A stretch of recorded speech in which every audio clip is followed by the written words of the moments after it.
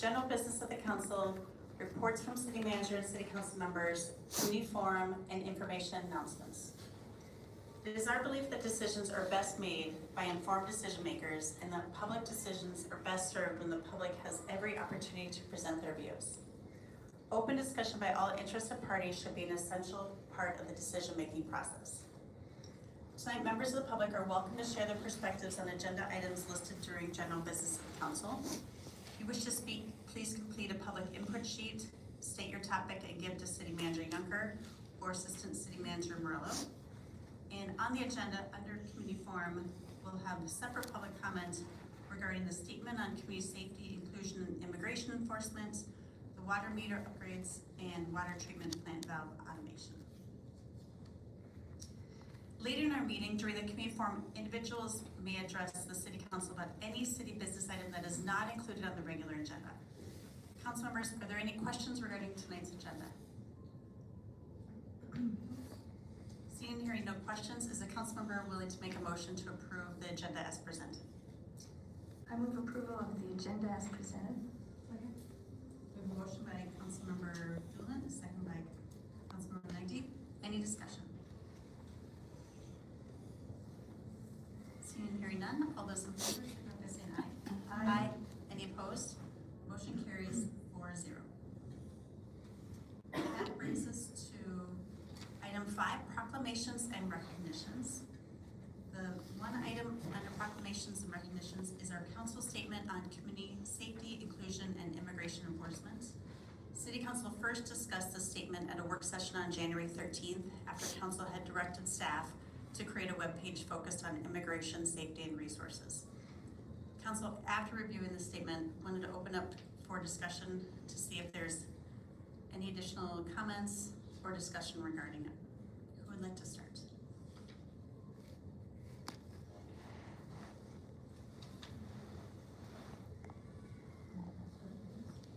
I presented this proposal to council at our last meeting, and so obviously I'm in favor of ensuring our residents know where we stand. We are going to get, I know, and I'm sorry I'm taking this a little out of order, but I think there was a relevant public comment that's going to come at the end of the meeting that is with regard to the proposals. It feels like it makes sense to discuss it now. So audience members, I'm so sorry, I'm going to give you a little precursor. Dr. Newman is here. She made a comment that I could not agree more with, right? So the statement that we have proposed is a statement of policy of principle, but it isn't a statement of practical implications, right? So what does this look like in practice, I think is an outstanding question that we need to answer, and whether it exists in this statement, it needs to be answered at some point by us.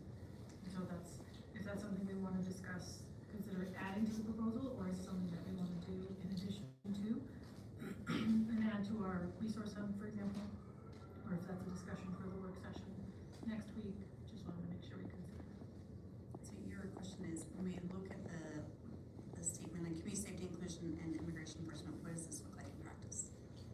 Right. So when we say our officers aren't going to help ICE, for example, or if our officers are going to enforce state and local laws, what does that look like when they're encountering, interactions with federal enforcement? I think those are valid questions and would go a long way to, I guess, easing residents' fears to the extent that is possible, given today's current reality.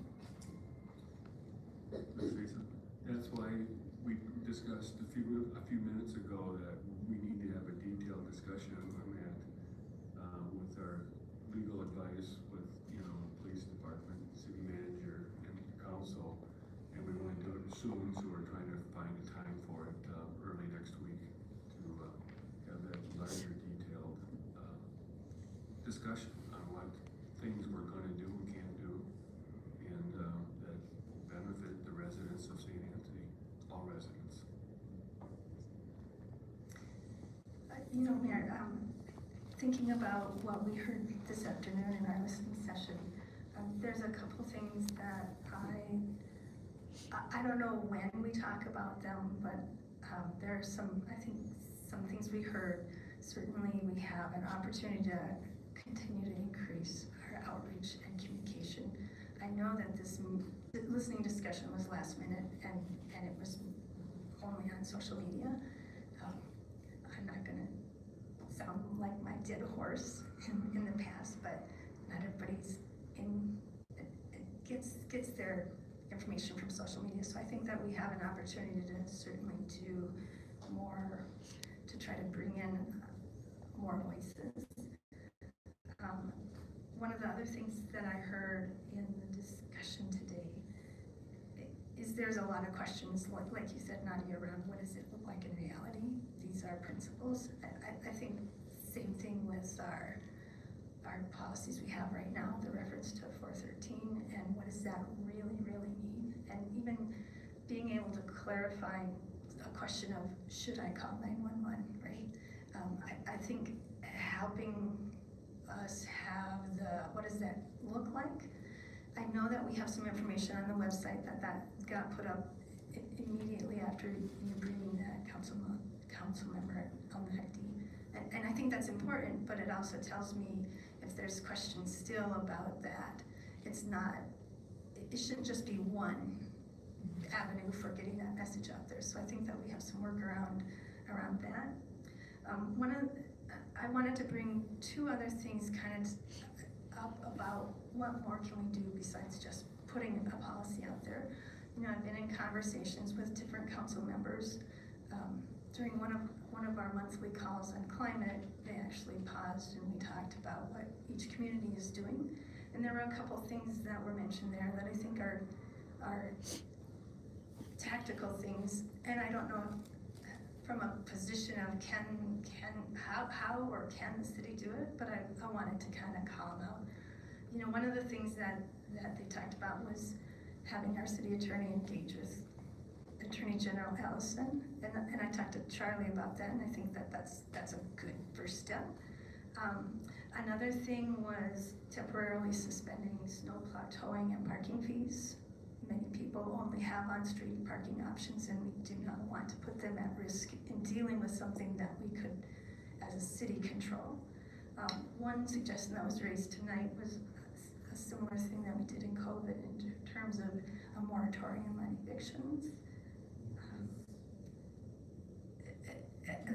I think that 2 weeks is not appropriate for continuing. Nobody said anything about towing fees. And I don't know the feasibility of all of that, but I think at least putting it out there that continuing to explore avenues that can help. I couldn't agree more. I'd like to add on consideration of what ordinances we might be able to amend that would limit federal involvement. I agree with that totally. Yeah. I think certainly looking to the advice of legal advice and because I am. She's a lawyer. You know more about legality, but my questions are around what is federal authority, what is state authority, and how can you, from a local level, understand what you can and can't do, right?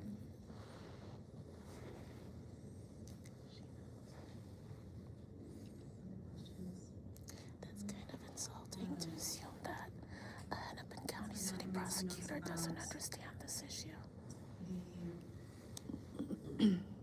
Our city attorney engaging with the attorney general, pausing ordinance on parking. We know that has been a challenge facing a lot of families across the metro area when they are removed from their car and their car is in the street. I know there's also been some work on children and waiving some of the funding fees when that happens. Moratorium on evictions. I'm aware that there is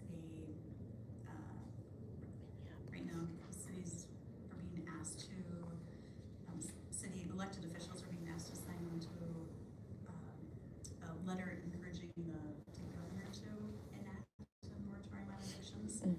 That is a letter I did sign on to. Thinking about that was necessary during COVID, and in this type of emergency will be are not able to leave their home because they don't feel safe to go to work. How are people supposed to continue paying rent? And while communities are doing their best to raise money to help pay rent for individuals, some communities are going to be able to do that easier than others. And so how do we ensure that's equitable across the state? Because right now this is a state issue.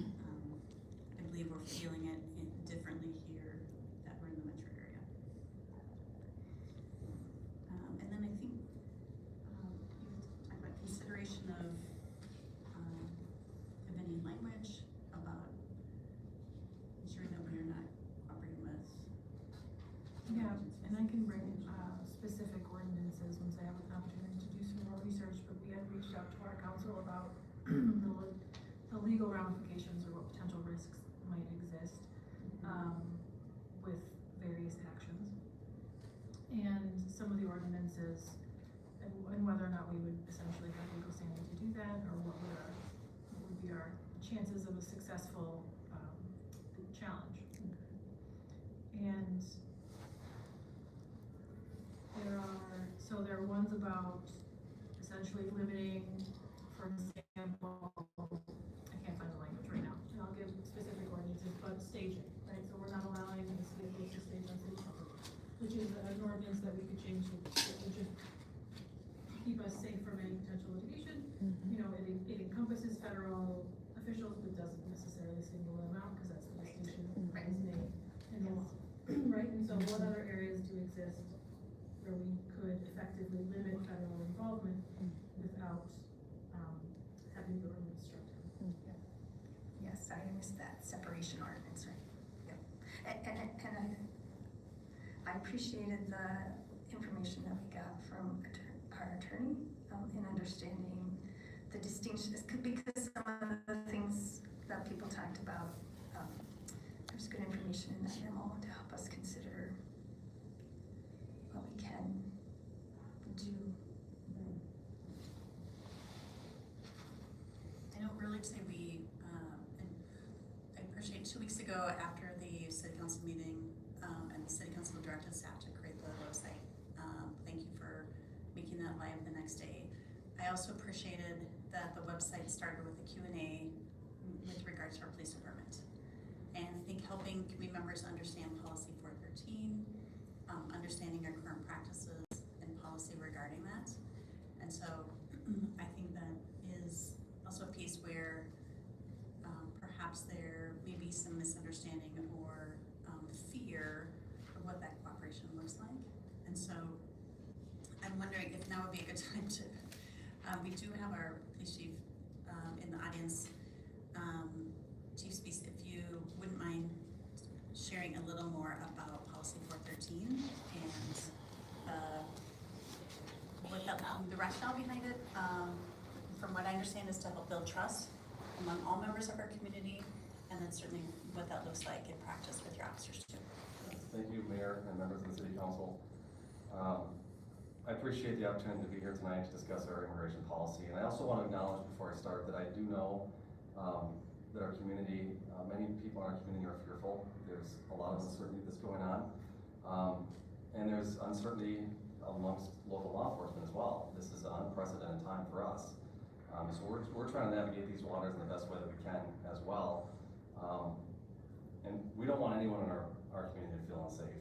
And we've worked really hard as a police department to build strong relationships with our community members, where they do know who their police officers are. They're not fearful to leave their homes.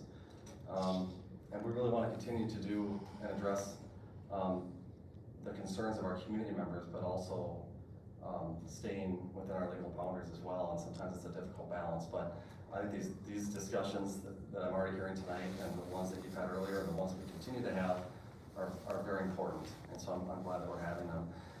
Specifically about our immigration policy, this isn't a new policy. This is something that all of our officers are well aware of, and it's something that we've followed for many years. But it is centered on building trust and building relationships with our community members. So I'll just kind of go through what this policy is and how that works in practice.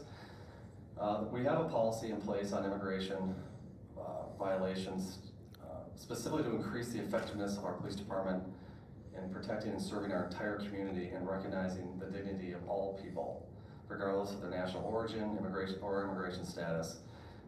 We don't want to create a situation where anyone in our community is ever afraid to reach out to our police officers because of an immigration status, because of their immigration status. We know that if people are fearful to reach out, that there's crime that goes undetected. Our community is less safe, and that's something we just can't have, and not at the local level, and really not at any level. So we as a police department will not detect, we will not attempt to apprehend, to take into custody any person based on immigration status alone. Enforcement-wise, our officers will not detain any individual based solely on a federal immigration detainer. We'll never ask about immigration status. And that's something that's been ingrained in all of our police officers since, like I said, for many years. None of us want to do that. I think all of our police officers understand the reasoning and the rationale behind this policy and why it's so important. Now it says there's a portion of it that talks about federal requests for assistance. The department may provide available support services, specifically traffic control or peacekeeping efforts. And we've seen this specifically play out around the metro area where there's been civil unrest, where it becomes a peacekeeping mission that we need to keep our community safe. And that would be our sole goal and our mission in that type of situation. And that's a situation that none of us want to be thrust into. And I think a number of our police officers are fearful, not fearful of, obviously of doing their jobs, but fearful of how that looks for us if we end up in a situation in St. Anthony or any of our surrounding communities where there is unrest and that creates that public safety concern. So we're committed to doing what we can to keep this community safe like we've always wanted to do. And that means a number of things. And I can speak to each if you have questions on that policy specifically or how that relates to our practice out in our communities. Chief Speaks, thank you for the outline overview. And a question that came up earlier that I've been thinking a lot about is, as a resident, you've never asked me about my immigration status. You never asked me where I was born, and you've never asked any of our residents what their immigration status is. And so questions came up, and for example, a few years ago, a gentleman ended up on my front step and clearly was struggling. He was banging on the door, asking to come inside our house. At one point, it was myself and my children home. I opened the window and just said, "You're not coming inside, can I help you?" In the meantime, I'm dialing 911. It seemed like the gentleman was under the influence of some pretty strong things and was barefoot, claimed that they were fishing in the river and they got lost. Still kept asking to come inside our house, and I said, well, let me call someone that might be able to help you. And so officers came, could tell that this person was in distress, and ended up, I think, bringing them back to the station to, I think, first of all, get some shoes and help get them where they need to be. So I thought about that in terms of if that individual was in the middle of the night and was banging on my door and trying to get in the house, I would call 911. And if that person that was banging on my door and was ICE, if when police showed up, I was in custody and being brought out to the vehicle, because you don't know my immigration status, you would not be able to intervene because it's a federal agency. And so I think that's something that what we've seen happening with some of the tactics that have been happening, they're violating constitutional rights, creates a lot of fear and uncertainty. And at the same time, it's maddening and frustrating in how those rights are being violated. But can you talk through, in that situation, if I'm, being detained and Why can't they check to removed see from my home if there's a and put judicial into a car, warrant? And if there and ICE, isn't, our police department will not be able to intervene. it's a Am I breaking and understanding entering. the rules correctly? Yes, typically, yes, that's what it is. They operate under their own federal authority. Now, I don't wanna give the impression that we don't want people, if they are in fear for their safety, we still want them to call 911. We do have an obligation, and we want to ensure that our communities are safe. And, while they do operate under their own federal authority, you know, I think we've all, you know, heard stories, from, you know, community members or other folks where they've been, you know, stopped and detained and brought in, and I know that there's a press conference a couple of weeks ago, we're gonna have to go by some chiefs that had spoke on that as well. And we've done some good work with our county attorney in Ramsey County. We did have a meeting this last week with our partners in Hennepin County as well, and how, as a local law enforcement, how we can investigate allegations of criminal conduct by federal law enforcement. And it's a difficult and tricky road to navigate, because you're right, we don't want to subject ourselves to civil and criminal liability by, you know, intervening or obstructing federal law enforcement. And obstruction isn't really always an objective standard. There are things that are certainly obstructing. You know, if you were to assault a police officer, you know, or while they're, you know, doing their job, but not everything is that easy. So us intervening or us not letting them proceed with their investigation, those things could be, you know, construed as us obstructing them. And we've seen even with you know, some folks that, and I don't know what led up to it, so I don't want to speculate on that, but we've had folks that have, you know, that have been taken out of their cars and brought in for obstructing federal law enforcement. I don't want to subject our officers or ask them to try to do that, because I can't ask them to break the law, but I also know that we do have an obligation as a local law enforcement, that if there are state and local laws that are being violated, or we think that there could be, that we have an obligation to investigate that. So again, like I said, it's tricky, but together with our county attorney partners and sheriff's office, the DCA, and our federal local law enforcement, we have sought guidance in that, and actually the Ramsey County attorney just came out with some guidance today on that, about those partnerships and how we can go about doing that effectively. Do you, didn't see what the guidance was. see other council members have questions for you? Absolutely. Okay, wonderful, thank you. Councilmember Doolin. Thank you, Mayor. You know, one of the questions that came up, Chief, was around the privacy considerations around 413. The fact that you don't ask for immigration status still doesn't guarantee that ICE has access to public data about incidents. Is that correct? Yeah, we have to follow the Data Practices Act, just like for federal authorities or private citizens. But we don't collect immigration status, so we wouldn't have that data to provide. Thank you. Sorry, I'm just looking through my question notes. And let me just assure you too, if someone were to voluntarily tell us that they were having immigration issues or something He's like that. acting like number one, incident we wouldn't take reports action are on it. not Two, we wouldn't data. document it. That's out of our purview. So even if we were told that, it wouldn't end up on a police report, and it wouldn't be subject to dissemination to anybody else. There you go. Councilmember Nagdi. Thank you, Mayor. Chief, please, and I know this is gonna be a hard question to ask, because the answer is usually it depends on the circumstances. Mayor Webster gave a hypothetical about a resident being detained and you don't know their immigration status. What if there's a resident who's being detained and it's very clear what their immigration status is, either because you know them personally or because they have their passport in hand and are attempting to stop ICE from kidnapping them, for lack of a better way of putting it. And so what would be police response in that instance, right? Like, so you can see, you know that there is illegal activity that's happening in front of you. What would you do then? Yeah, and you're absolutely right. Every situation is gonna be a little bit different. So it's hard to speak to specific hypotheticals.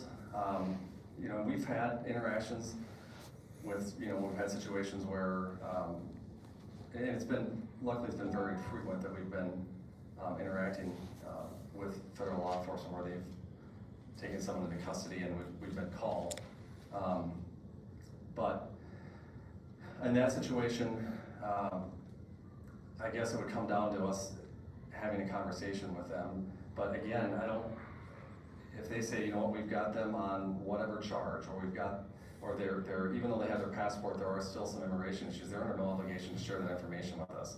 So in that case, we would do exactly what we've outlined with our county attorney partners, is we would do the best that we could to document the situation. We'd have our body cameras on. We try to identify what federal agents were involved. But it goes back to, you know, where's the time and the place to address this? And if they're not willing to have a conversation with us, or are alleging that there are other things that really are out of our purview that they're not willing to share, we're really in a no-win situation right there. Where does it come down to? It would potentially come down to, you know, hands-on, which no one wants, and we're not gonna win, right? So, and it's unsafe. It's absolutely unsafe for our community. So the best thing we can do is like I just said, we would do the best we can to, and if it is legitimate kidnapping, we want to collect every bit of evidence we can, and again, work with our county attorney and our state partners to address that issue. But there is recourse. I mean, I don't want to give the impression that as a police department, if there are violations of your of your civil rights, that we just wash our hands and go, oh, we can't do anything. We're local law enforcement. We're not going to ask. We're not going to show. We're not going to do anything. That's absolutely not the case. We're more than willing and wanting to, at the very least, and sometimes that's all we can do is the very least. And it's not that that's what we want to do, but we're bound by the laws. But we can document, we can report, and we can take action through the channels that we've already worked very hard to address. And this is all, again, uncharted territory for all of us. And I think that there's been a lot of work, a lot of great work done by our law enforcement partners and our attorneys' offices that again, they're navigating this right along with us. But we have great partners, and we're willing to investigate as far as we can. Thank you. Councilmember Dillon. Thank you, Mayor. Chief, I appreciate what you're talking about and how you talk about you try to support all people in our community. But there are people in our community who have a lived history of not having support from police when they call police. And so it's one thing to say, we have our processes in place, trust us. I'm trying to figure out how can we help build that trust. I wonder if there's even not basic, if you feel threatened, call 911. If we can't intervene in federal, at least we can be your documentation, right? I think, how can we have some, and I don't know if it's just a 1, 2, 3 step, without extending beyond expectation that you can save someone from being snatched. But what can people expect? Because I think we need to help people in our community who already don't trust police to understand what can they at least expect, right? And what you can do and what people can expect if they call 911. And then I also have a question for you. So I was on a call and one of our state representatives was talking about being a constitutional observer. And the need for people, everybody who's recording and reporting, to get that data to Attorney General Ellison. I assume all of the documentation and recording you're doing in situations is going to the same place, right? To help build evidence of what's going on. Is that correct? Yes. So, well, we don't specifically send our body worn camera video to the Attorney General's office. If there's a case that we're specifically investigating, that would be done in concert, depending on what county we're in. It would go to either the Hennepin County Attorney's Office or the Ramsey County Attorney's Office, if it's felony level crime. If it's misdemeanor level, then it goes through our city attorney's office. But it doesn't, and that's, all that video there, I mean, obviously would be, the ability to share that is, we can do that.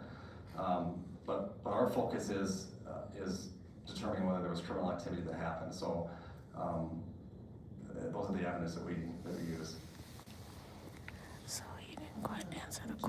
So the other thing that, when I was on this call listening to the acts of a constitutional observer, one of the things they really emphasized was when you're doing this, obey all traffic signals, all traffic laws.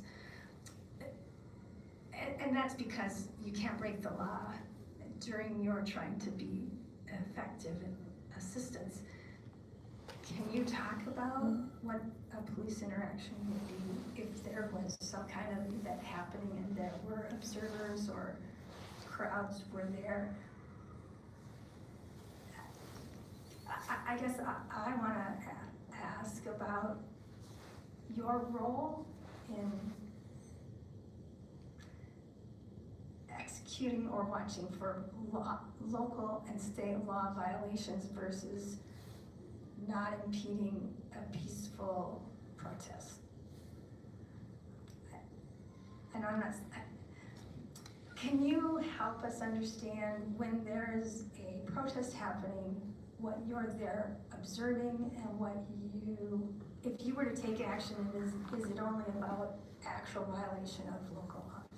As far as citizens that are out, or So community members that if are out? there's cars following ICE vehicles, right? Yeah, and we've had that happen. Unfortunately, it hasn't been very often.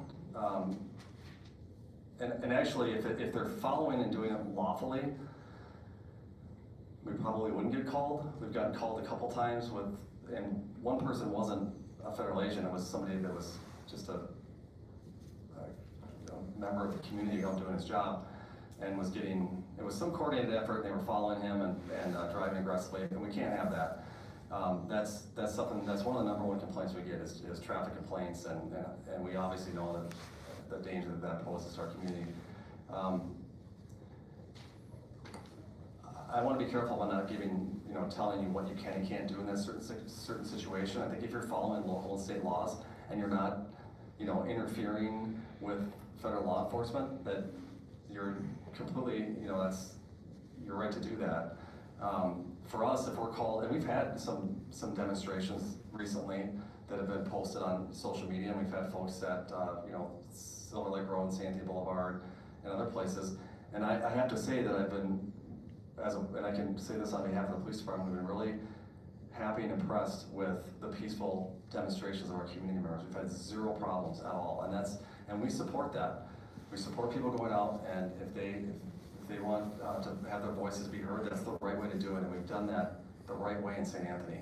And that makes it so that we're able to stay available to address other concerns around the community. When people aren't peaceful, then we have to find ways to mitigate that. There's a number of different ways to do that, but it does take a considerable amount of police resources to address it. When you show up and ICE is arresting someone, I think it's more and he around went into help us this. understand what to expect, right? Yeah. From what the police will do and what they won't do. I think it's really important for anybody who wants to have a voice to actually go through the constitutional observer training. I think it's really helpful to understand the boundaries of what you can do.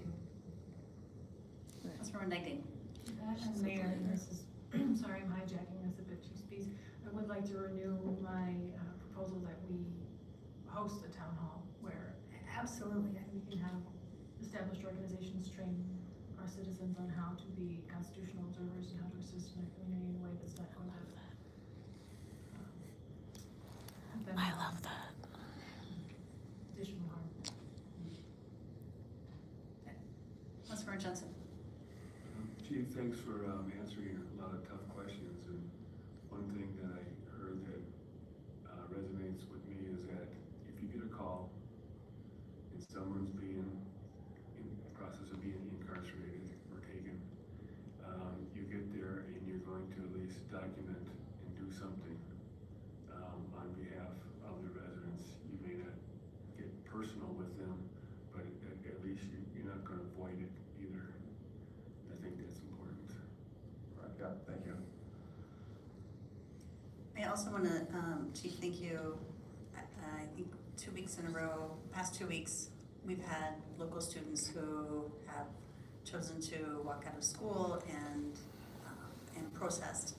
And I happened to be on an email, copied on an email where one of the students who was helping plan and support that event, one of their questions was, did we notify our partners at the police department?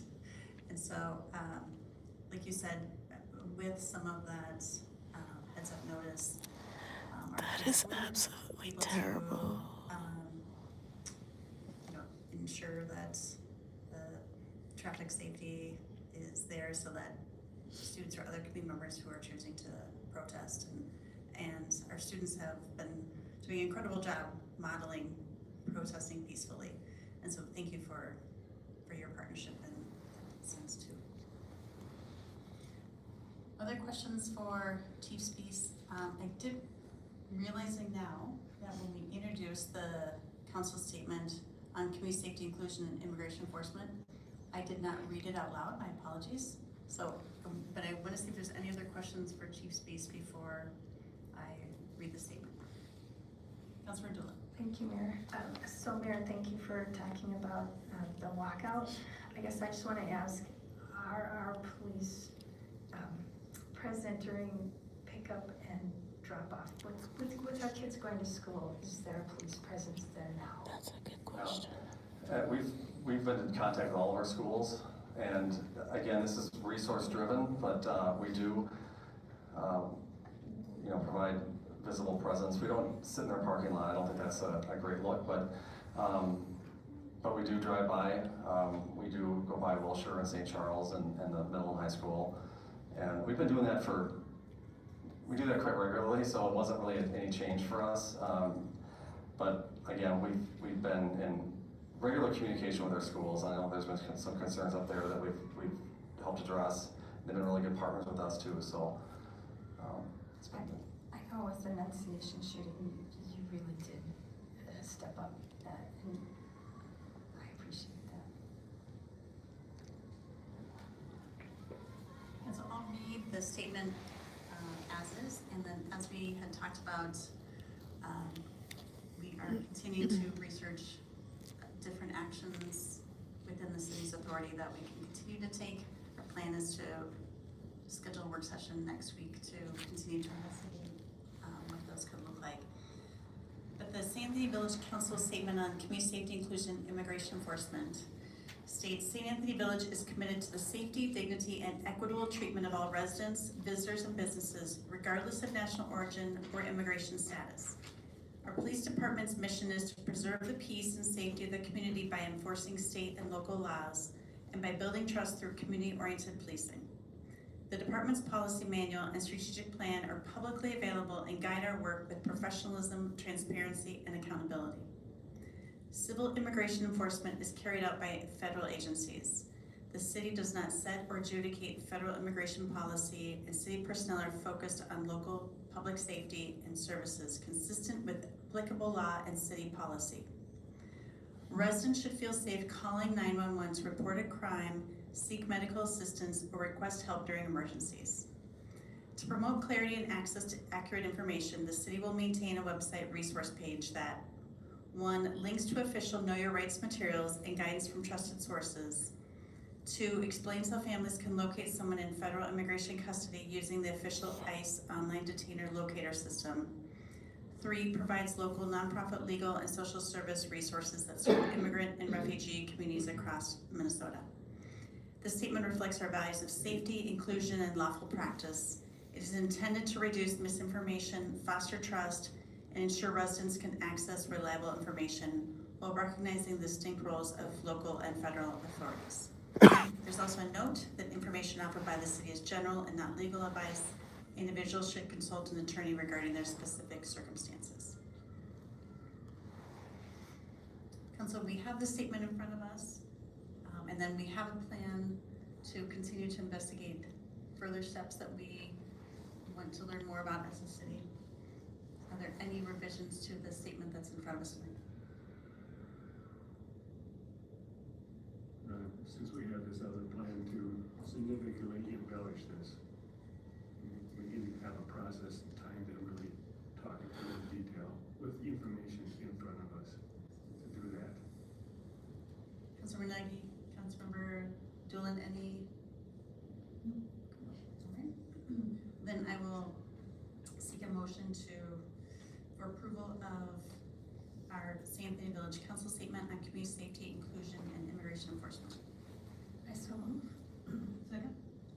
The motion by Councilmember Doolin, second by Councilmember Ennecty. Any discussion? See in here, all those, I need to, I know Councilmember Randall is absent this evening. He wanted me to share his full support of this statement as well. All those in favor, signify by saying aye. Aye. Any opposed? Motion carries 4-0. Chief Spees, thank you for your time tonight to answer our questions and continue to provide community oriented policing to our community. I'd like to remind anyone who I talk to and continue to feel grateful that our police department's values are compassion, integrity, and courage. So, thank you. Thank you. And so that brings us to item 6 on our agenda, which is consent agenda. And on the consent agenda, we have a number of items. Is there anything the council would like removed from the consent agenda?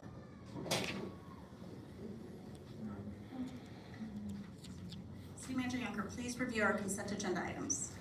Mayor and Council, tonight you have your minutes from your previous regular meeting, routine licenses and permits, and claims. Are there any questions about the consent agenda? If not, I'll take a motion to approve the consent agenda as presented. I move approval of the consent agenda as presented. Second. To Councilmember Ennecty. We have a motion by Councilmember Jensen, second by Councilmember Ennecty. Any discussion? Seeing and hearing none. All those in favor, signify by saying aye. Aye. Any opposed? Motion carries 4-0. That brings us to item 7, public hearing, in which we have no public hearing this evening. Item 8, reports from commission and staff. Again, we have no reports from commission and staff. Which brings us to item 9, general business of the council. The first item is Public Works Snow Plowing Operations presentation. We welcome Josh Mullen, Public Works Superintendent, to the podium to share an overview of the city's snow plowing operations. This presentation is informational only for council, and we look forward to learning. Mr. Mullen, thank you for joining us, and you've had a busy season already this year. We have. Thank you. Good evening, Mayor Webster, members of the council, City Manager Yonker, Assistant City Manager. I'm Josh Mullen, Public Works Superintendent for City of St. Anthony Village. Thank you for the opportunity to discuss the city's snow and ice control operations with you guys tonight. Just sit there, Harold. So being prepared for snow or ice event begins first and foremost by monitoring the weather forecast. Beginning with the 7-day outlook, which we look at daily, when we see any chance of precipitation in that long-range forecast, we begin to narrow down the expected arrival of the system.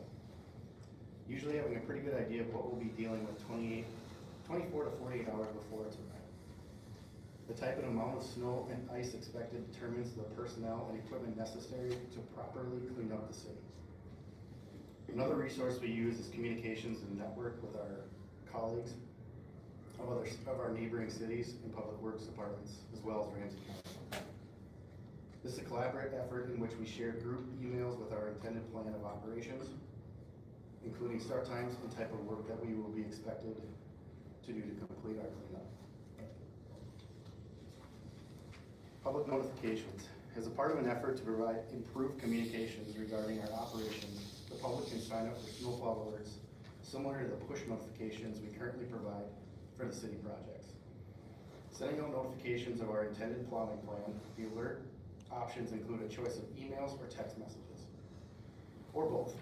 Registration for the alerts can be found on the city website in the government section by clicking city notifications under the alert center heading. We currently have nearly 600 subscribers. So pre-wet. Winter storms cleanup actually begin 12 to 24 hours before the storm arrives. When conditions allow, roads are pre-treated with an anti-icing agent consisting of 23% saltwater brine solution, with the goal of preventing snow and ice from bonding to the pavement. thus making mechanical snow removal more effective and requiring less road salt. The brine solution is mixed with 300 gallons, in 300 gallon tanks at our public workshop. And on average, 200 pounds of salt is required per 300 gallons of water to reach the proper salt to water ratio, which is measured with a salinity hydrometer on site. The solution is applied to the roadway with a tank mounted to our flatbed pickup truck with a spray bar application. This application is, you'll see on the roads when you sometimes see the lines on the roads. We do that prior to our snowfalls. I noticed you also do that in the parking lots too. Yep, so try to keep that ice from bonding to the pavement. So plowing main roads. Snow plowing operations consist of two primary phases. The first being clearing the main roads that bear the heaviest traffic volumes, as indicated on the map on the right-hand side of this slide, as well as the parking lots at the high school and Wilshire Park Elementary. We generally start operations within 30 minutes of expected end of a snow event. The primary routes are divided into two zones, divided by 33rd Avenue, and are plowed with four of our truck operating in tandem teams in each zone. Currently, 3 of our plow trucks are equipped with salt tracking technology that measures air and road temperatures and the amount of salt that is being used per lane mile. Parking lots at City Hall, Police Department, Fire Department, they are cleared using our 1-ton pickup trucks with front-mounted plows. Completion of main roads and parking lot plowing generally takes 2 to 4 hours to complete, depending on how heavy the snow is. Residentials. Following the completion of clearing the primary roads, when necessary, the crew begins their secondary plows into residentials. The routes are divided into 4 quadrants of the city, each being plowed by a single axle plow truck. The alleys, cul-de-sacs, and our shorter roads in these zones are plowed with pickup trucks. We also begin clearing sidewalks at this time. The sidewalk routes are divided into 2 primary zones separated by 33rd Avenue and the City Hall super block that encompasses Silver Lake Road, 33rd Avenue, High Crest Road, and County Road D. The sidewalks are cleared with a machine-mounted snow blower, V-plow, or rotating broom, depending on the conditions in the snowfall. Completion of the residential plowing generally takes 4 to 6 hours. In total, our staff clears 25 miles of streets and 18 miles of sidewalks, in addition to parking lots and skating rinks. There have been so far 6 occasions where we've had a full citywide plow, in addition to several cleanups due to nuisance snow and ice. Community outreach. In 2023, Public Works, with the assistance of Barb Twelman, our communications coordinator, initiated a public engagement opportunity in the form of a Name Our Snowplow contest. We partnered with St. Anthony Village Schools, Community Services, and our residents to suggest fun names for our snowplows. The program provides an opportunity to combine snowplow safety information and promote public work services. Previous winning entries include Mike Poplowski, which is kind of technically, I like that one, that's my favorite so far. Scoop Dog, Minnie Snowda, and Frosty the Snowplow. The 2025 winning names are Candy from the preschool students and Fast and Furious from community winner Lily Drews.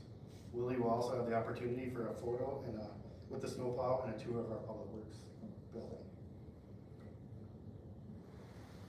So to summarize, each snow and ice event is different and many factors contribute to the unique challenges we face each time.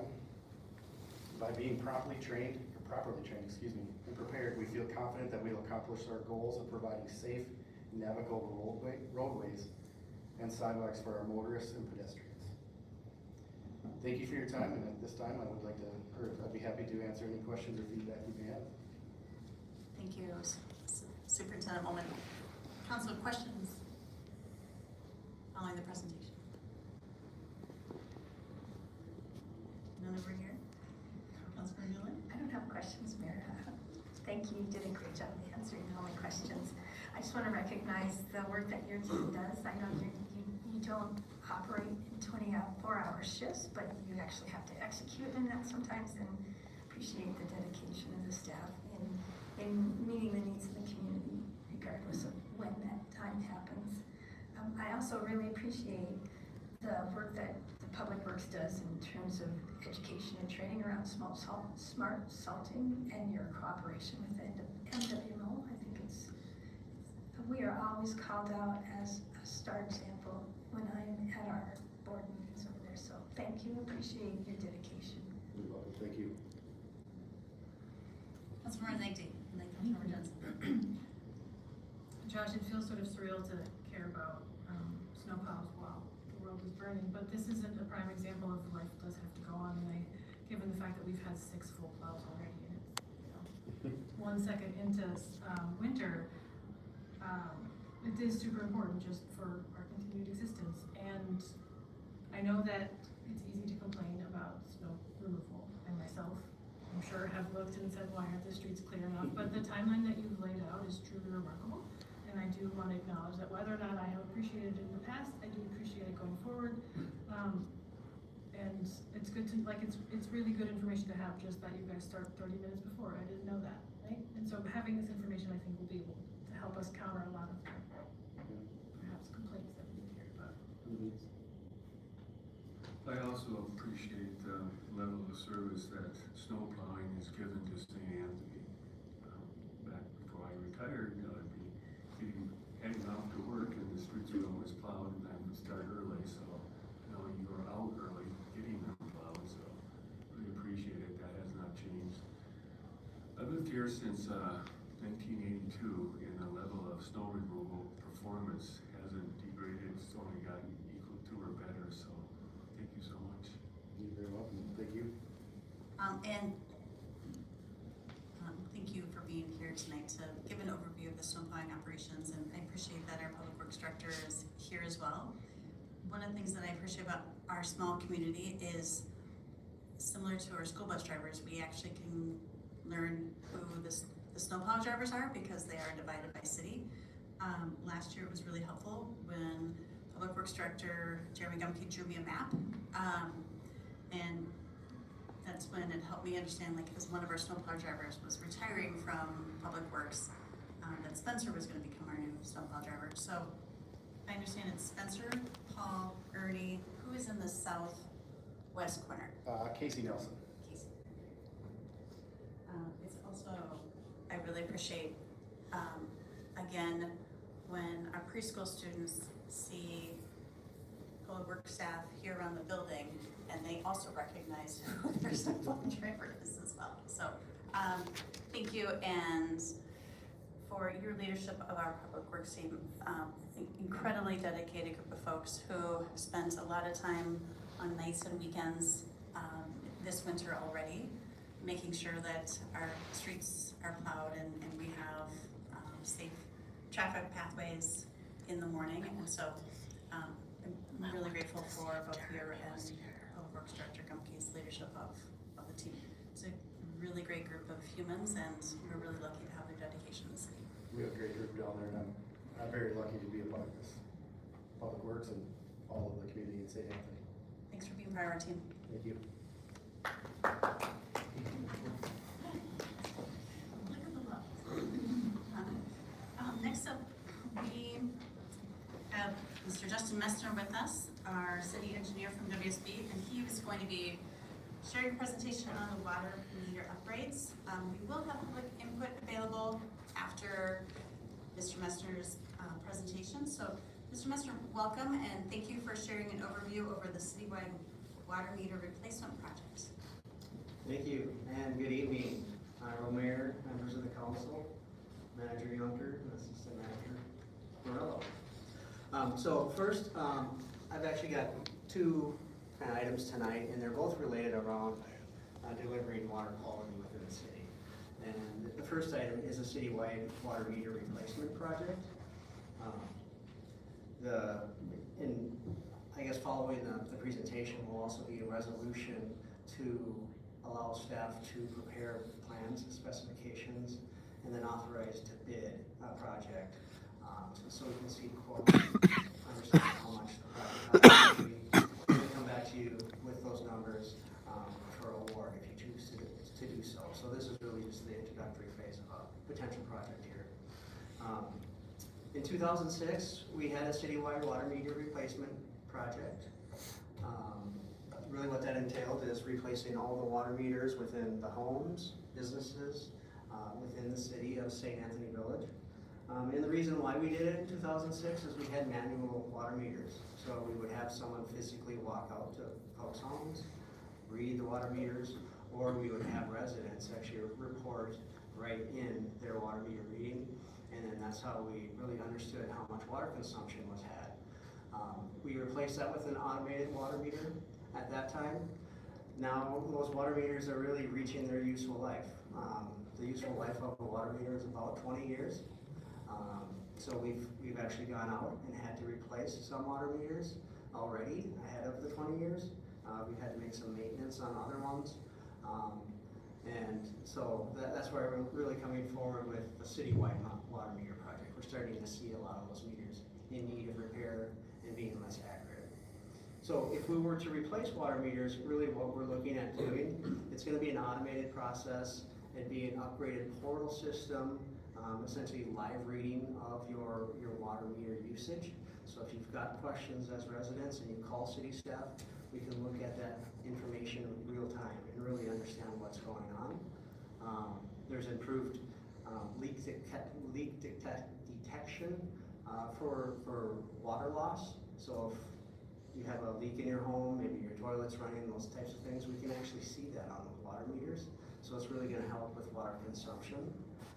And it helps with the accuracy of the water usage.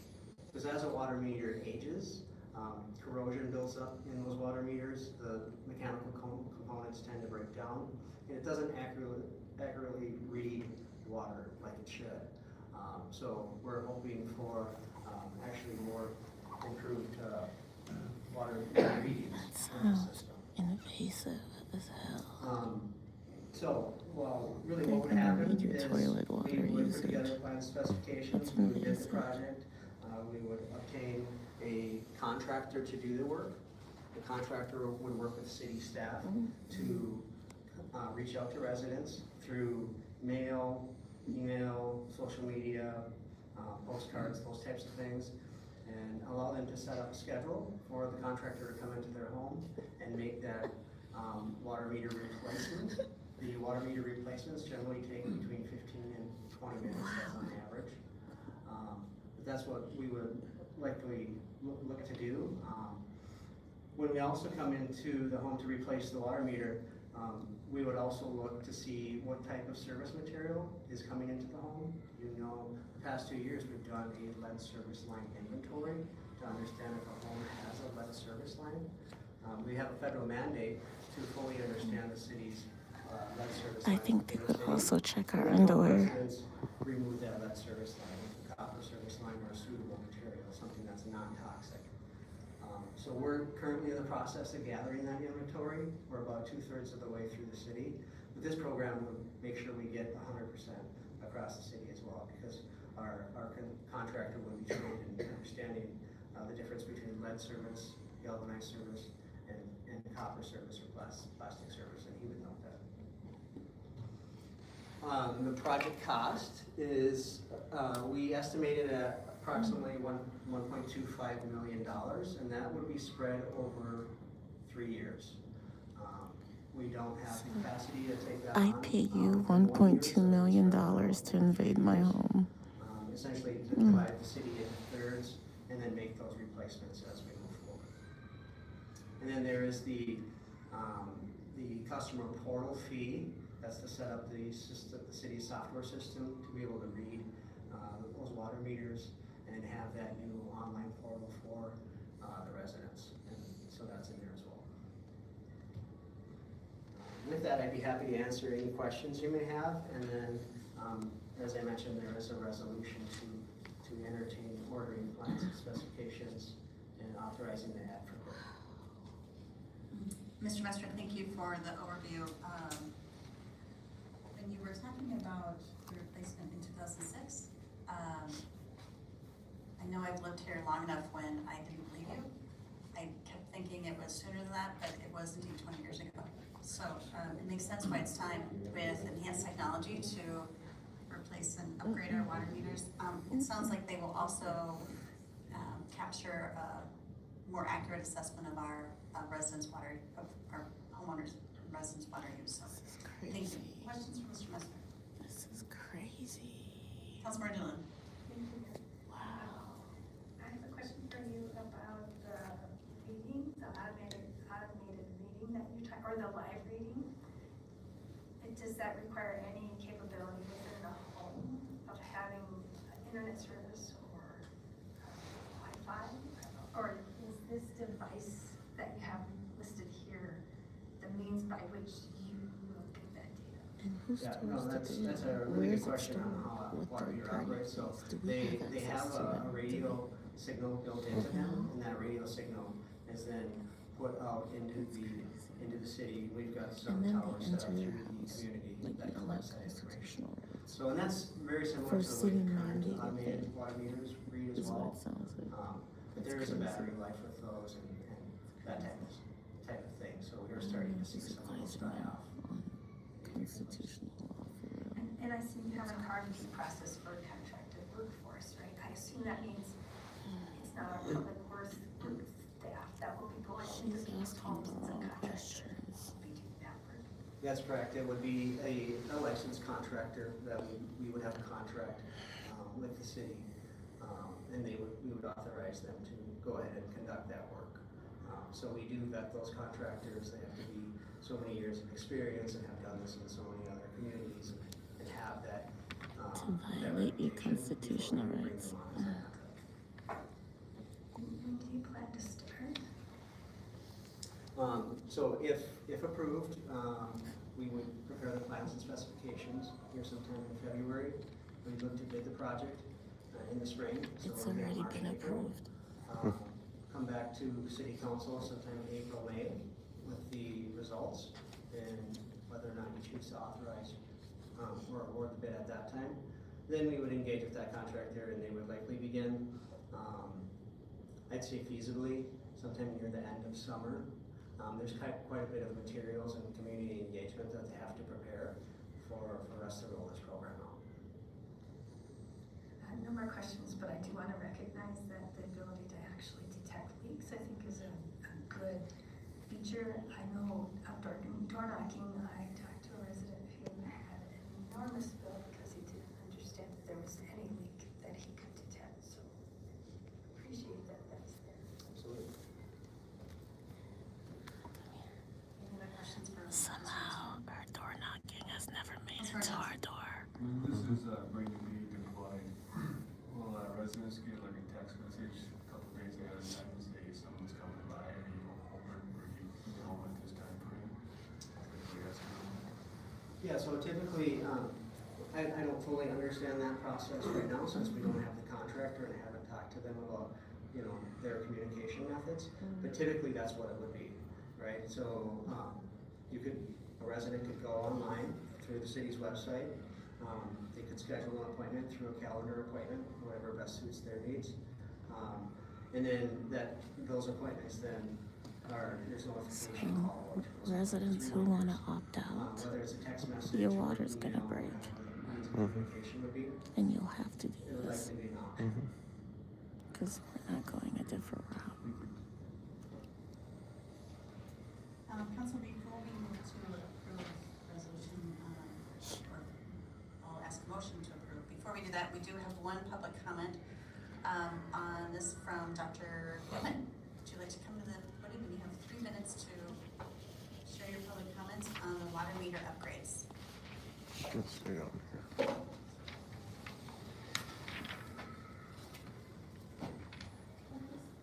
So you didn't do public comment for the resolution, right? That is coming under committee form. And so is this agenda item 9B or 9C? This is agenda item 9B. Okay, so, my name is Dr. Baby Newman. I'm a City of St. Anthony Village resident. I'm speaking briefly to document a resident impact concern related to the citywide water meter replacement project. This is agenda item 9B, citywide water meter replacement project. As described in the project materials, this replacement will occur across all residential and commercial properties. In St. Anthony Village, water meters are located inside owner-occupied homes, not solely in multi-unit or exterior installations. The materials before City Council appropriately address equipment lifespan, accuracy, and technology upgrades. What they do not yet address are the implications of repeated interior installations in private homes, including consent protocols, accessibility and disability accommodations, safety considerations, and the long-term sustainability of requiring interior access every technology cycle. I'm not opposing infrastructure maintenance. I'm documenting for the record that these resident-facing impacts warrant evaluation during the planning and specifications phase before bids are finalized, so that project design aligns with long-term sustainability and diverse household needs. This comment is offered for record preservation and future planning consideration. My name is spelled Neumann. Thank you. I don't see any other, well, the audience that are interested in commenting on this agenda item. So seeing and hearing no more public input, we will move to, in front of us is resolution 26-016. And that is a resolution to authorizing the plans, specifications, and authorizing the bid process. Is there a councilman willing to make a motion? I move to approve resolution 26-016. My apologies. I move approval of resolution 26-016, a resolution ordering plans and specifications and ordering advertisement for bids for the citywide water meter replacement project. A second.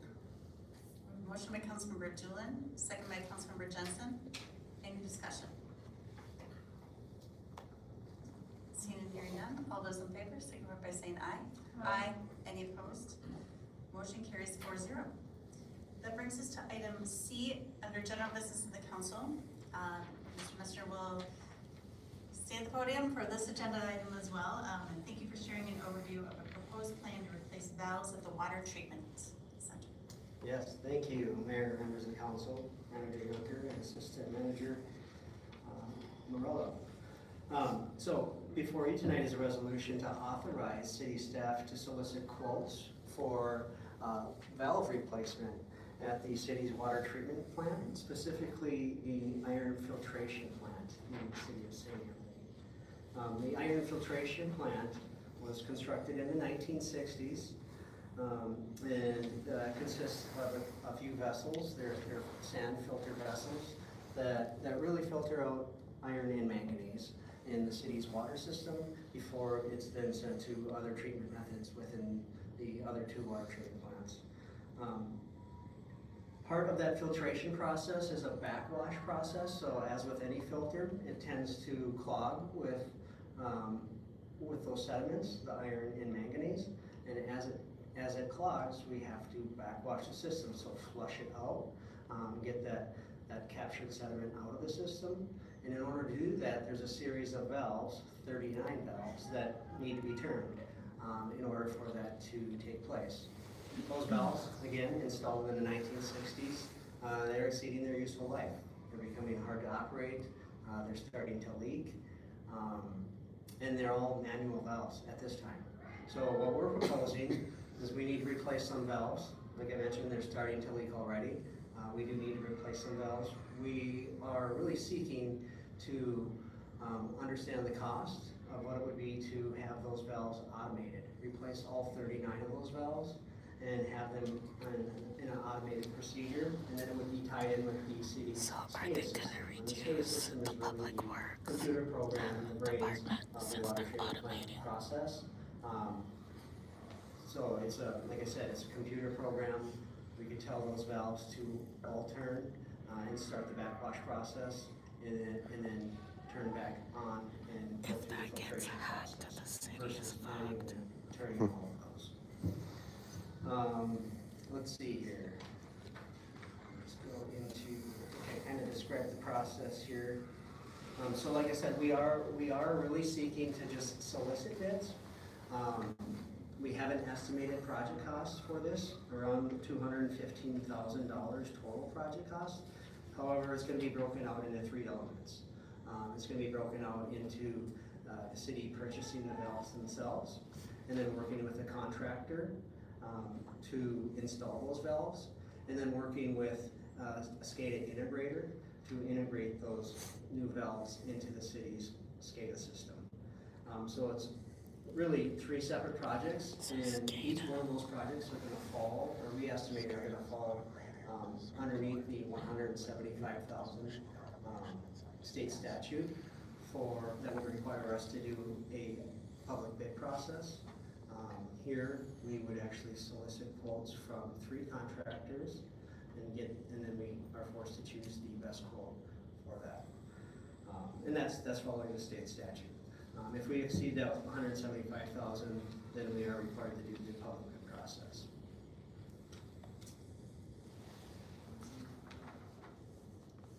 I mentioned the 39 valves, so it would be furnishing 39 valves, and we would install 39 valves and upgrade the SCADA system. Any other questions or any questions you have on the project specifically? Like I said, this is just to solicit bids. We would bring bids back to council at a future meeting to consider those bids and then award contracts. I notice we have a question, Mr. Messer, from former operations manager. Thank you, Mayor. Just curiosity, what's the frequency in a year's time you have to open and close these valves? Well, that depends on water usage, correct? And it depends on what's in our water supply, but as far as historically what we've done, what is it, twice a year? It's monthly. Monthly, well, Twice a month in the summer. Yeah, he's the public works director, and their staff operates that, so. Yeah, monthly is 12 times a year. And then the feedback mechanism, how does that work, to know that a valve maybe malfunction 1 out of the 39, are you able to detect that easily? Or will be able to detect that? With the SCADA system? Yes. Yeah, so if it is tied in with the SCADA system, we would know if a valve isn't opening or functioning correctly. Currently, right now, the way we know is it either starts leaking, or they turn the valve on, but, when you go to turn it off, they are leaking right now. A few of them are, so they're starting to fill. So when you backwash, you're actually getting rid of that water, right? It's not going into the system, correct? That's correct. So that backwash water is actually captured. We capture that water and we bring it out to our water reuse facility. Yeah. And then we use that for irrigation. There's some other things that we need to do to that water, so we allow it to settle out in the tank and the iron and manganese to separate. And then there's clean water that we can recapture and use for irrigation. And then we also have to dechlorinate the water as well. So that's a form of recycle is what it is. Yep. So it's environmentally, climate friendly. Yeah, 2008, before 2008, it used to just dump down the storm sewer. But we decided we wanted to capture that and use that for irrigation. I was aware of it, I just wanted you to say it. Councilmember Dillon. Thank you, Mayor. I recall in our 2025 goals discussion, Public Works Director Gumke also talked about one of the benefits of doing this is actually we will be able to hire people who can maintain our systems, that there is not a lot of skill set in maintaining old valves. So I can appreciate from a succession planning, it helps alleviate some of those problems. I wonder if you can talk about, does this enhancement also do anything relative to mitigating risk of service disruption? Are we getting more resilience out of it? Yeah, I would say, so maybe not so much service disruption, because if we weren't able to backwash on a monthly basis, we could push that a little bit until we fix the system on the backwash itself. So I don't see it as being necessarily a disruption of the service, but certainly a disruption on the backwash process. and whether or not we have that ability to backwash and continue to use a clean filter. And then I have a question for you, and it's just more from anytime you're changing out infrastructure, old pipes and new fittings, any risk of resident health in the change out of the infrastructure? No, that's a great question. I know that's been an issue in other communities, around the U.S., switching infrastructure, water supply, those types of things. This valve specifically, no, we don't see any risk in that. We're not going to agitate the pipes to where they may drop debris, those types of things. This is on the backwash system, so that water is then discarded. The materials themselves, we are going to follow the state and American Water Works Association standard, so they have to be approved valves for use in drinking water supply. Thank you. Councilmember Nagy. So you mentioned that you were going to be able to avoid utilizing a public bid system. Can you help me understand the difference between public versus private? Yeah, so really the difference is, it's really, the state statute is based off of the cost of the contract, right? So if the cost, our estimate of the cost is going to exceed $175,000, then we're required to just do the public process. Even with the public process, we generally know who's going to bid on the project. We know the contractors in the state of Minnesota, the ones that are capable of doing the work. In this particular case, we still will be required to obtain at least three. There's a law about making it fair.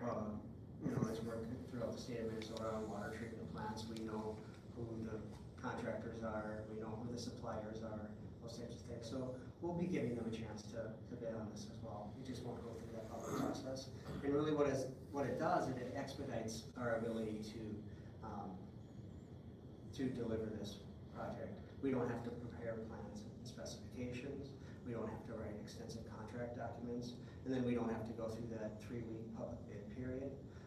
We can literally send out some information to contractors. We can meet them on site, show them what our issue is, and they can give us a cost for that.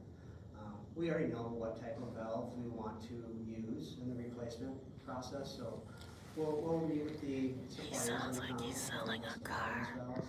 And have them throw a price on it to see who gives us the best price. But we certainly want to seek the best price. So it's an expediency thing, the public process is longer? Yes, that's correct. Hearing no other questions, we've also moved to public input on this, which is item 9C, water treatment plan valve automation. And Dr. Newman, you indicated you were interested in sharing your public input on this agenda item as well.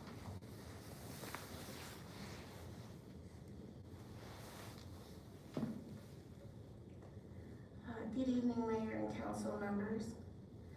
I am offering a brief clarification comment to ensure accuracy in the public record. This is regarding agenda item 9C, water treatment plant valve automation. The water treatment plant valve replacement and SCADA automation project described in this agenda item appears confined to internal plant operations and does not involve residential properties, private homes, or customer level installations. I support maintaining a clear distinction between internal utility infrastructure upgrades and projects that require entry into private residences, as the resident impact considerations for these categories differ substantially. Clear differentiation helps prevent public confusion and ensures that each project is evaluated on its own merits. Thank you. Council, at this point, I will be seeking a motion for resolution 26-017, a resolution authorizing staff to seek bids for the purchase of valves for the water treatment plant valve replacements. And as Mr. Messner indicated, they will be seeking 3 quotes. These 3 quotes, since this project cost does not exceed $175,000.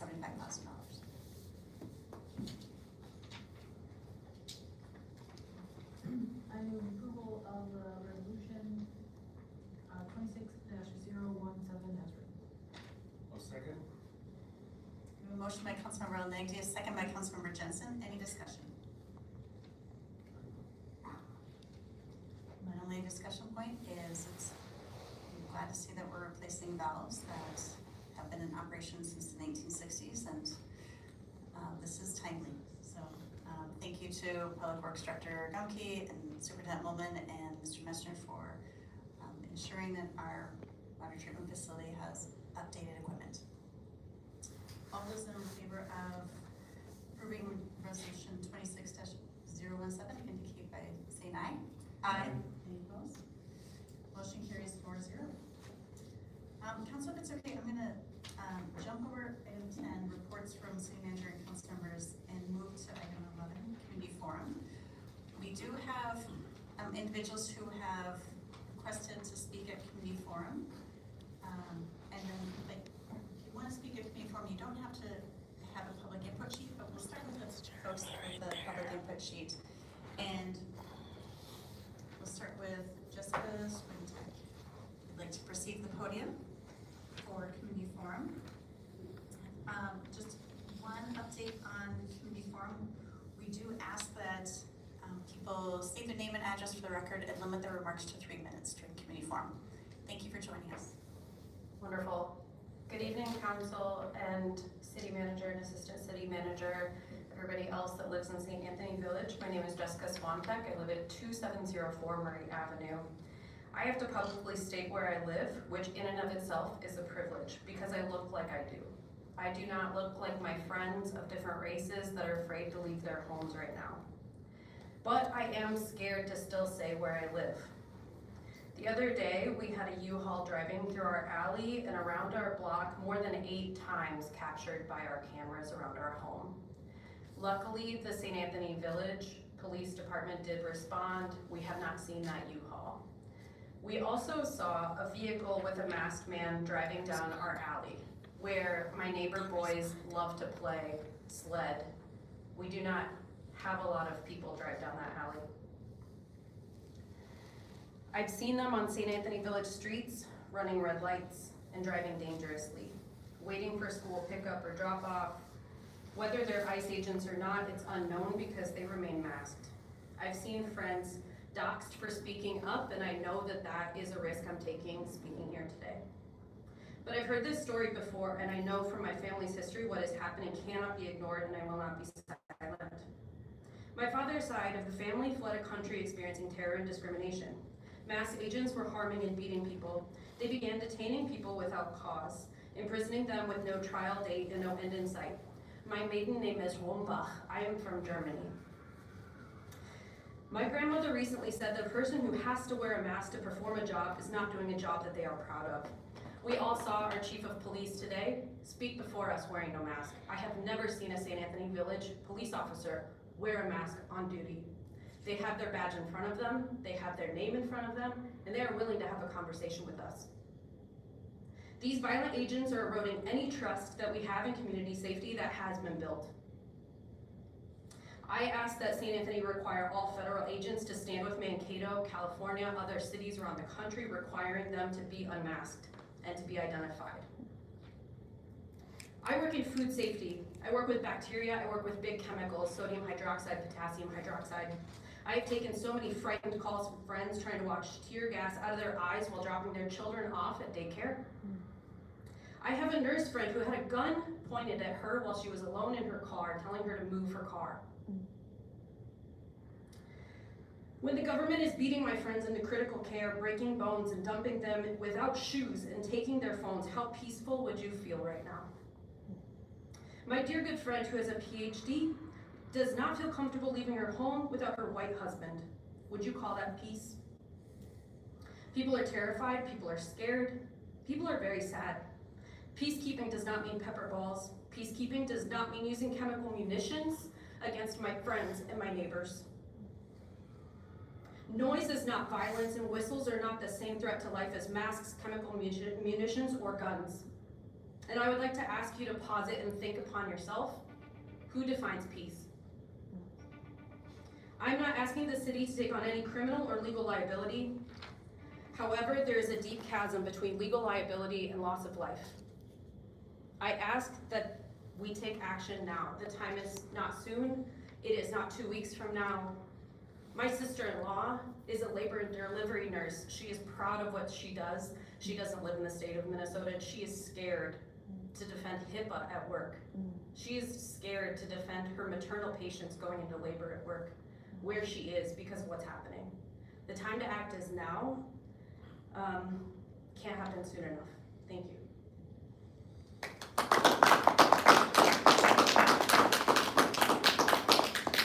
Next we have Noah Boyne-Rochette. Noah, Mr. Noah. Thank you, that's Noah Boyne-Rochette. Thank you. But I get that all the time. I live at 2916 31st Avenue Northeast. And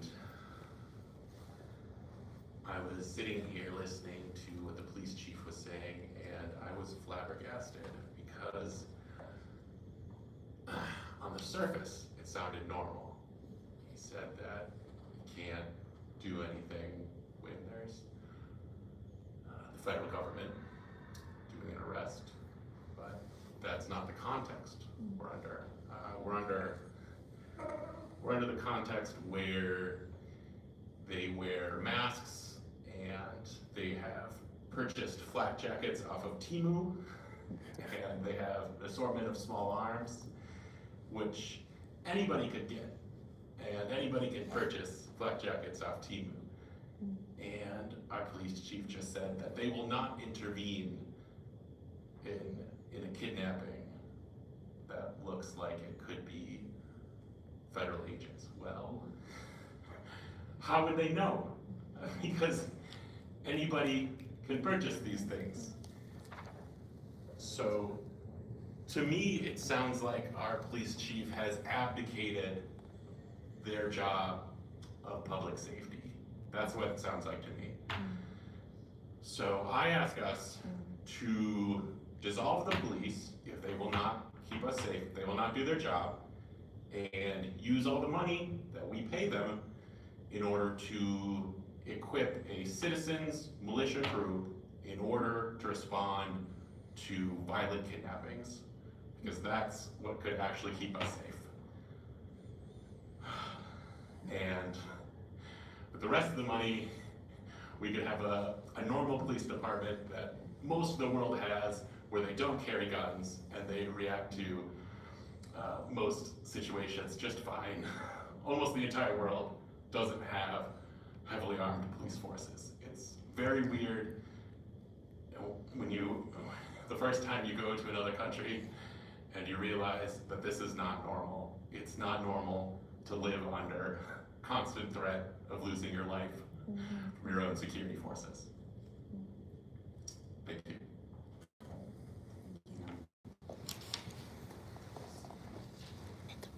Next, we submitted the input sheet is Dr. Newman, and then following Dr. Newman, anyone else in the audience who would like to speak, you will be welcome to do so as well. So, good evening, Mayor and council members. My name is Dr. B.B. Newman, N-E-U-M-A-N-N, and I'm a St. Anthony Village resident. I want to acknowledge the council's statement affirming safety, dignity, and equitable treatment for all residents regardless of immigration status. This was agenda item 5A, council statement on community safety, inclusion, and immigration enforcement. In moments of heightened fear and uncertainty, it's important that local government names those values publicly.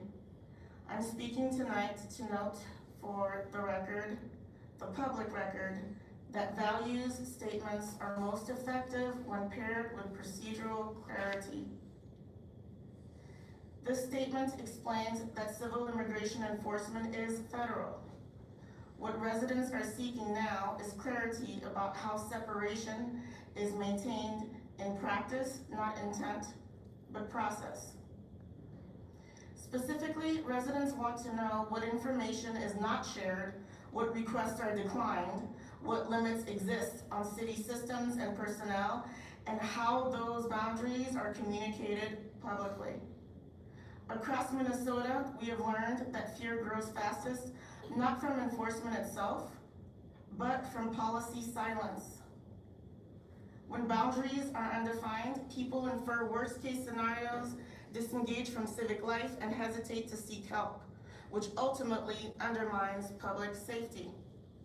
I'm not asking for action tonight. I'm asking that the statement be treated as a starting point and that future work include clearly articulated guardrails, transparent communication, and a documented process for review if circumstances change. Community safety depends not only on enforcement, but on whether residents feel safe enough to participate at all. Thank you.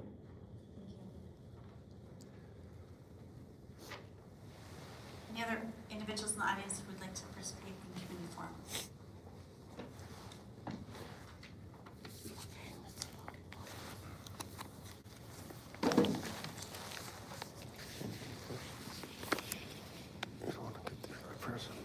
Good evening. My name is James LeBar. I live on 2612 Paul Avenue. And it is also shocking to me that I am afraid to say that. I would like to take a second to acknowledge how much harm the ongoing occupation ICE has done to our community in the Twin Cities. It affects everyone from friends and neighbors being too afraid to go outside to chemical irritants being used on peaceful protesters and illegal observers being shot and killed in front of our eyes. In light of all the horrific things we have seen as a community and experienced, I would like to make some requests of the City of St. Anthony. First, I urge that the Council formally denounce all unlawful ICE activities. These agents have operated with impunity and total disregard for the law of the land, preferring to abduct first and ask questions later, if at all.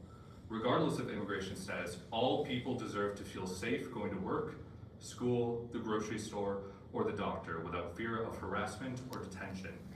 Silence in moments like this is not neutrality, it's complicity. Second, I ask that St. Anthony join the Minneapolis and St. Paul City Councils in calling on Governor Walz to implement an eviction moratorium. Housing stability is public safety. Displacement and homelessness only worsen harm during already uncertain times. A moratorium would give families room to breathe and prevent a wave of unnecessary evictions that would do immense damage to our community. Third, I ask the Council to follow the lead of Minneapolis in passing a separation ordinance that explicitly prohibits city employees from working with federal immigration officers. I also ask that we require these federal agents to take off their masks. Finally, I would like to take a moment to remember the lives of Renee Good and Alex Preddy and all other victims of ICE violence. May they rest in peace and get the justice they deserve. I appreciate your time and ask you to act with courage and clarity. Thank you.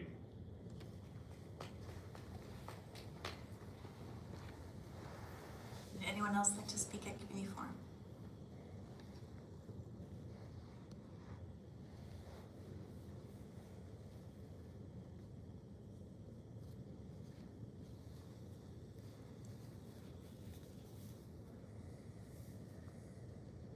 Going once.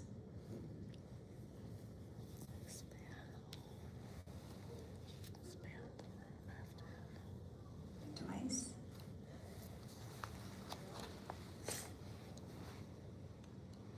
Seeing no additional audience members who are interested in sharing a community forum, we'll move on with our agenda, and thank you for our speakers this evening. We will jump back to item number 10, which is reports from city manager and council members, and we'll begin with city manager Younger. Thank you. No report tonight. Council member.